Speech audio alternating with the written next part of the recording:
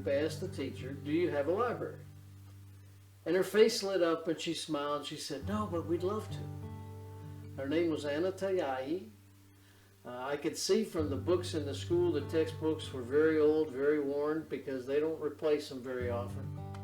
How hard can this be? We'll get some books donated and we'll ship them over there so they can have a library. We're mailing books through the post office. We would mail 35-pound boxes, and it would take 4 to 5 weeks to get there, but they got there. There's no rural delivery over there. The teachers didn't understand they needed to go to the post office and pick them up. We became aware of an opportunity to ship containers, and we partnered with an organization that has warehouses full of books. They're called Books for Africa. They've been around for 33 years. They have shipped over 55 million books to all 55 countries in Africa. The teachers in Kenya fill out an order form for what kind of books they want. We turn that into Books for Africa. They load the container according to what the teachers have said that they wanted. They arrange the ocean freight shipping. From Savannah, it goes on a ship, arrives at Mombasa, which is the eastern side of Africa, and then it trucked to a warehouse that we have in a little town called Kitui. Once it arrives in Kitui, it's ours. They all have to be unloaded. The boxes are empty. All the books have to be stamped, not for sale. That's a Kenyan government requirement. She'll run a truck and a driver, and they will transport the books to a location central in that county. And then she hires motorcycle drivers to deliver the books. So you put 2 or 3 boxes of books, generally weighing about 35 pounds each, on the back of a motorcycle, because these schools are very remote, they're very rural. I mean, a lot of times these kids walk 4 to 6 kilometers just to get to school. And of course, then back home.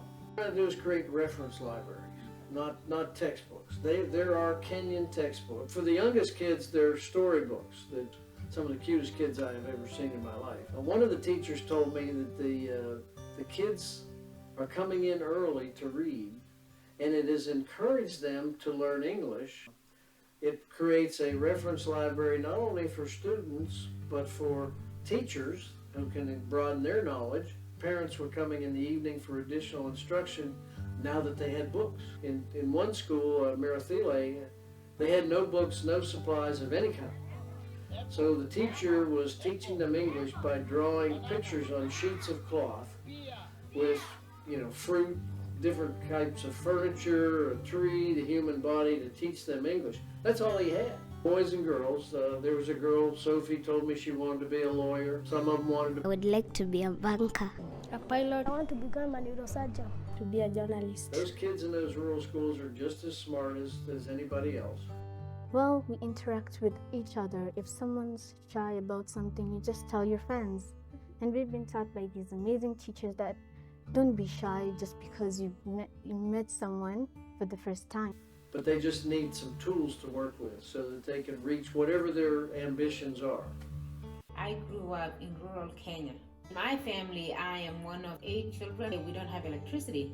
Just use fire for lighting. The very first time that I ever had my own storybook, and that was when I was in 6th grade. He had other books where we could read, and I would use the encyclopedia to that, and I ended up being really good, especially in chemistry and biology, to be able to read when they're young and to be able to have a vision of education. I want to go to college. Opens those children's minds to a whole new world of possibilities. It is our school motto.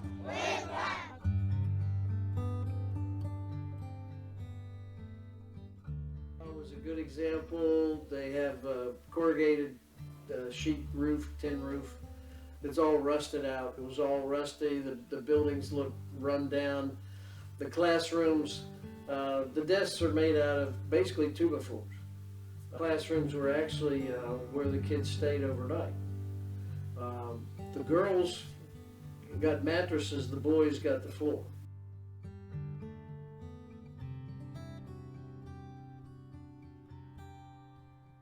I can see where libraries for kids could go anywhere in the world where there are rural schools that have little or no electricity or internet access to bring them books. Our next step is to try to supply all of the rural schools in Kenya. There's over 6,700 of them. To ship a container is $19,000 from the warehouse in Marietta to our warehouse in Katoon. And so once it arrives at our warehouse, then it costs us, depending on how far away the schools are, $5,000 to $6,000 to get the books delivered. Receiving, stamping, processing, sorting, and delivery of the books requires a lot of people. Where are you getting the money? And I said, well, right now it's all individual donors.